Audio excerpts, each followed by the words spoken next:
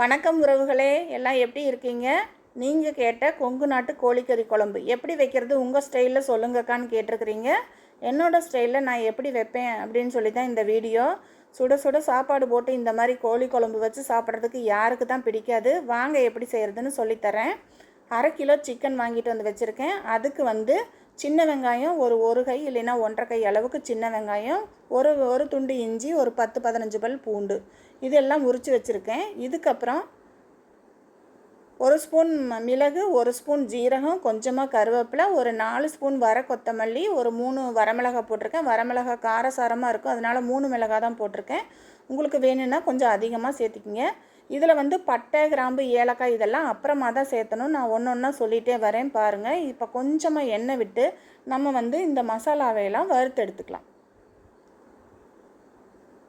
நிறைய பேர் இந்த மசாலாவிலேயே பட்டை, கிராம்பு, ஏலக்காய் எல்லாம் போட்டு வறுத்துக்குவாங்க. உங்களுக்கு அப்படி பிரியம்னா இதில் 2 பட்டை, 2 ஏலக்காய், 2 கிராம்பு எல்லாம் போட்டு வறுத்துக்கங்க. ஆனால் நான் போட மாட்டேன். கசகசா எல்லாமே போட்டுக்கலாம், ஆனால் நான் இதில் போட மாட்டேன். நான் எப்படி வைக்கிறேன்னா அந்த மாதிரி தான் உங்களுக்கு செஞ்சு காமிக்கிறேன். இப்போ இது நல்லா வறுத்து வந்ததுக்கு பின்னாடி இதில் கூட 1 ஸ்பூன் மஞ்சத்தூள் சேர்த்திக்கணும். சேர்த்திட்டு அதை ஆறட்டும். இப்போ அடுத்தது நம்ம கொஞ்சமாக மறுபடியும் அதே வடைச்சட்டியில் கொஞ்சம் எண்ணெய் ஊற்றிட்டு வெங்காயம், பூண்டு, இஞ்சி இதையெல்லாம் நம்ம நல்லா வறுத்து எடுத்துக்கலாம். இது நல்லா பொன்னிறமாக ஆகிற வரைக்கும் நல்லா வதக்கி எடுக்கணும். இதே மாதிரி நீங்கள் செஞ்சு சாப்பிட்டு பாருங்கள், அவ்வளோ டேஸ்ட்டாக இருக்கும் குழம்பு. கொங்கு நாட்டு ஸ்டைலில் இப்படி தான் வைப்பாங்க. ஓகே, இப்போ இது நல்லாவே வதங்கி வந்துருச்சு பாருங்கள். இந்த அளவுக்கு நல்லா வதக்கிடணும். வதக்கிட்டு இது எல்லாத்தையும் நம்ம நல்லா ஆற வச்சு மிக்ஸி ஜாரில் அரைச்சிக்கலாம். இப்போ இது ஆறட்டுங்க. அடுத்தது 3 தக்காளி எடுத்துகிட்டு வந்திருக்கேன். சின்ன தக்காளி 3 தக்காளி போட்டுக்கலாம். பெரிய தக்காளியாக இருந்தால் 2 தக்காளி சேர்த்திக்கோங்க. ஒரு அரை மூடி தேங்காய், சின்ன மூடியாக. அவ்வளோதாங்க. இப்போ மசாலாவெல்லாம் ட்ரையாக ஃபஸ்ட்டு அரைச்சி எடுத்துக்கலாம். அரைச்சி எடுத்துகிட்டு வெங்காயம், இஞ்சி, பூண்டு இதையும் அதுக்கு அடுத்தது அதுலேயே போட்டுட்டு கொஞ்சம் தண்ணி விட்டு நல்லா நைஸாக அரைச்சி எடுத்துகிட்டு வந்துடலாம். பாருங்கள், இப்போ அரைச்சி எடுத்துகிட்டு வந்தாச்சு. இன்னி குழம்ப தாளித்து விட்டுடலாம். ஒரு குக்கர் வச்சுருக்கிறேன் அடுப்பில். நான் குக்கரில் தான் செய்ய போகிறேன். இதில் தேவையான அளவுக்கு சுத்தமான மரச்சக்கு எண்ணெய் விடுறேங்க. கொஞ்சம் எண்ணெய் தாராளமாகவே விட்டுக்கலாம், அப்போ தான் நல்லாயிருக்கும். என்னோடய ஸ்டைலில் கொஞ்சம் தேங்காய் எண்ணெயும் விடுவேன், அப்போ தான் டேஸ்ட்டு கிடைக்கும் குழம்புக்கு. இப்போ கொஞ்சமாக ஒரு 1/2 டீஸ்பூன் சோம்பு, ஒரு பட்டை, 2 கிராம்பு, 2 ஏலக்காய் எல்லாத்தையும் போட்டு தாளிச்சிக்கலாம். கூடவே கொஞ்சம் கருவேப்பிலை, மல்லித்தலை இதையும் போட்டு நல்லா பொரிய விட்டுறலாம். இப்போ வெட்டி வச்சுருக்கிற தக்காளியை போட்டு கொஞ்சமாக உப்பு சேர்த்து இந்த தக்காளி நல்லா வதங்கி வரலும் வதக்கி விடலாம். நான் ஒருத்தியாக தான் வீடியோ எடுக்கிறேங்க, கொஞ்சம் அட்ஜஸ்ட் பண்ணிக்கோங்க. அங்கிட்ட இங்கிட்ட ஆட்டி தான் எடுத்திருப்பேன், அட்ஜஸ்ட் பண்ணி பார்த்துக்கோங்க. இப்போ உப்பு சேர்த்து நல்லா வதக்கி விட்டுறலாம்.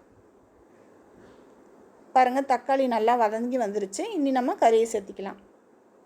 கறியை நல்லா கழுகி வச்சுருக்கேன். இப்போ 1/2 kg கறி தான், அதை கழுகி வச்சுருக்கேன். இப்போ போட்டுட்டு நல்லா ஒரு பெரட்டி விட்டுட்டு இது கூட நம்ம அரைச்சி வச்ச மசாலா, உப்பு எல்லாமே சேர்த்த போகிறோம். இப்போ அரைச்சி வச்ச மசாலாவை சேர்த்தியாச்சு. கூடவே தேவையான அளவுக்கு உப்பு, ஒரு 2 ஸ்பூன் உப்பு போட்டுக்கலாம். பத்தலைன்னா மறுபடியும் தண்ணி விட்டு உப்பு எல்லாம் இருக்கான்னு பார்த்துட்டு தான் குக்கர் மூடி க்ளோஸ் பண்ணுவோம்.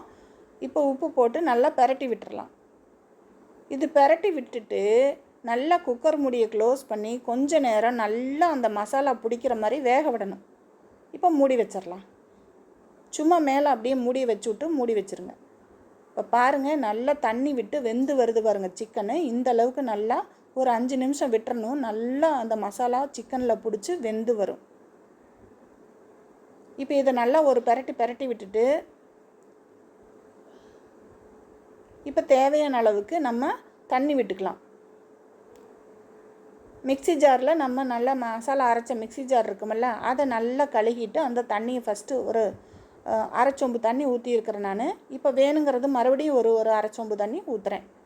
தண்ணி நம்மளுக்கு எந்த அளவுக்கு வேணுமோ அந்தளவுக்கு ஊற்றிக்கலாம். ஒரு சில பேர்த்துக்கு தண்ணியாக இருக்கிறது பிடிக்காது. அப்படி தண்ணியாக இருக்கிறது பிடிக்கலைன்னா தண்ணியை நீங்கள் குறைச்சிக்கோங்க. அவ்வளோதாங்க. குக்கர் மூடி க்ளோஸ் பண்ணி விசில் வர விட்டுறலாம்.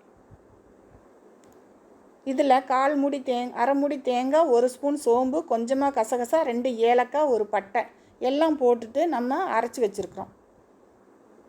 இப்போ குக்கரில் விசில் வந்துருச்சு. ஒரு 6-7 விசில் விட்டு நான் எடுத்துக்குவேன். உங்களுக்கு எத்தனை விசில் வேணுமோ அத்தனை விசில் விடுங்க.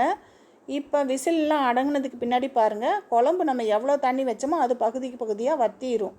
குழம்பெல்லாம் வற்றி வந்துருச்சு. இப்போ குழம்பு ரெடி ஆயிடுச்சு. இப்போ நம்ம தேங்காய் அரைச்சி விட்டுக்கலாம். தேங்காய் அரைச்சதை எடுத்து வச்சு அதில் ஊற்றிடலாம். ஊற்றிட்டு நம்ம மறுபடியும் அந்த மிக்ஸி ஜாரெல்லாம் கழுகி ஊற்றிட்டு நம்ம உப்பு எல்லாம் எவ்வளோ இருக்குதுன்னு பார்த்துட்டு கொஞ்சமாக மல்லித்தலை போட்டுக்கலாம். போட்டுட்டு இதை ஒரு நல்ல கலக்கி விட்டுட்டு ஒரு 5 நிமிஷம் விடணும். இது நல்லா கொதித்து வரணும். ஒரு சில பேர்த்துக்கு தனியாக இந்த குழம்புல இருக்கிற கறி அப்படியே சாப்பிட பிடிக்காது.